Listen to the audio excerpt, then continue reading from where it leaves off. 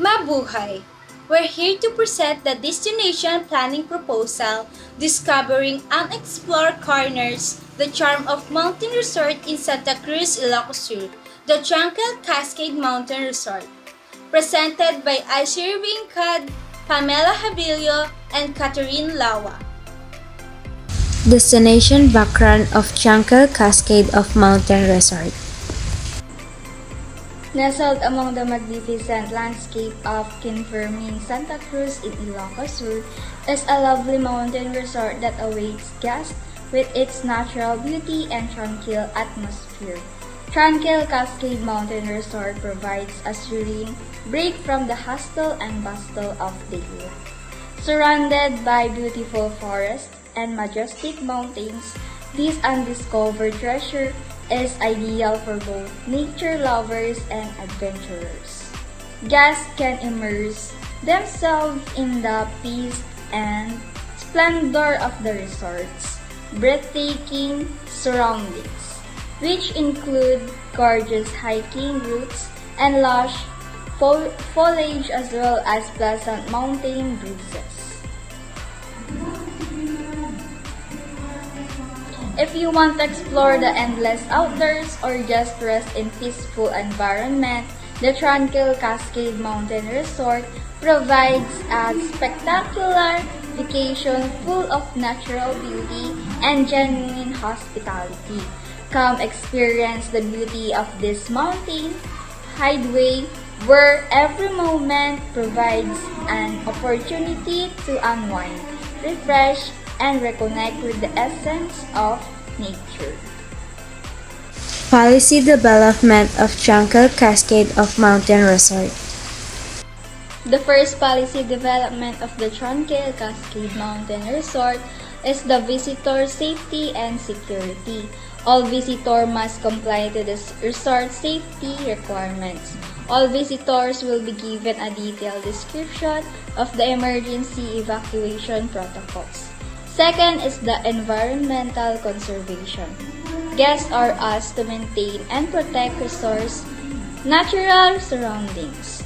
Waste management rules will be implemented to reduce the environmental impact. Littering or disturbing wildlife on resort grounds will not be tolerated. The third one is noise and quiet hours. Silent hours will be enforced to ensure a calm and comfortable environment for all guests. Loud music or disturbances that may interfere with the other's visitor experiences are not tolerated. The fourth is the smoking policy. Smoking is absolutely forbidden indoors and in designated non-smoking zones. Designated smoking places will be available for guests who would like to smoke. And the fifth one is the reservation and cancellation policies. Guests must make bookings in advance to ensure that accommodations are available. To give guests with transparency, cancellation procedures will be clearly mentioned. The sixth one is the code of conduct. Guests are required to be respectful and courteous to other visitors and resort staff. Any behavior that is inappropriate will not be tolerated. The seventh is the health and safety measures. Health and safety standards will be developed to protect both guests and employees in accordance with current rules and regulations. Sanitation and stations, proper hygiene will be promoted throughout the resort. And the last one is the feedback and compliance procedure. A feedback tool will be implemented to collect comments and handle any concerns highlighted by guests. Compliance will be addressed quickly and properly to ensure guest satisfaction. By adhering these standards, we hope to provide a secure, pleasant, and sustainable experience for all visitors to Tranquil Cascade Mountain Resort. Transportation planning of Tranquil Cascade Mountain Resort.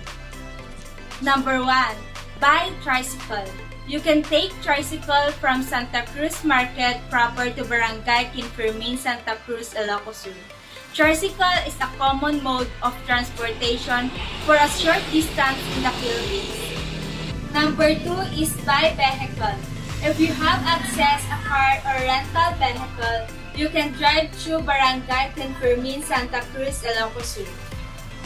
Number 3, by walking. If you already got to your destination, you have to walk through the tranquil cascade of Mountain Resort at least 30 to 40 minutes before you reach the mountain resort. Land use and physical planning of Tranquil Cascade Mountain Resort. Number 1 is preservation of natural environment. Preserving the natural environment to protect the surrounding of Tranquil Cascade of Mountain Resort. Number 2, infrastructure development. Constructing essential facilities like restroom, parking areas, and an information hub can help to promote the sustainable tourism of Tranquil Cascade of Mountain Resort. Environmental management strategies of Tranquil Cascade Mountain Resort. The construction of Mountain Resort will attract more foreigners and Filipinos to visit the Mountain Resort. Constructing a mountain resort also improves the beauty of mountain. Mountain Resort in Quinfermin, Santa Cruz, Ilocos Sur. The mountain provides an opportunity for tourists to indulge in various activities such as zip line, hiking, etc. Considering this fact, we undertaken this project. The developer to propose the use of local tradition design features as the design them and concept. This is natural because it attracts the attention of tourists to the place. Mountain resort make the environment beautiful. Determination of carrying capacity of Tranquil Cascade Mountain Resort.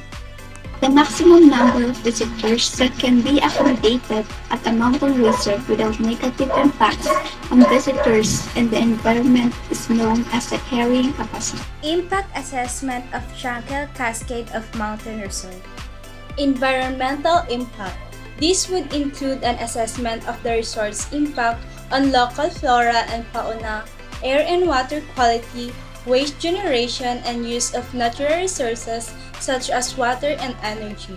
It would also evaluate any potential disturbance to ecosystems and biodiversity caused by the resort development. Economic impact. This would involve an assessment of the resort's economic benefits to the local community, including job creation, income generation, and contribution to local businesses. It would also consider any negative social impacts such as displacement of local communities, change in land use patterns, and increased pressure on local infrastructure and services. Cultural impact. This would assess the impact of the resorts on local cultural heritage, traditions, and way of life.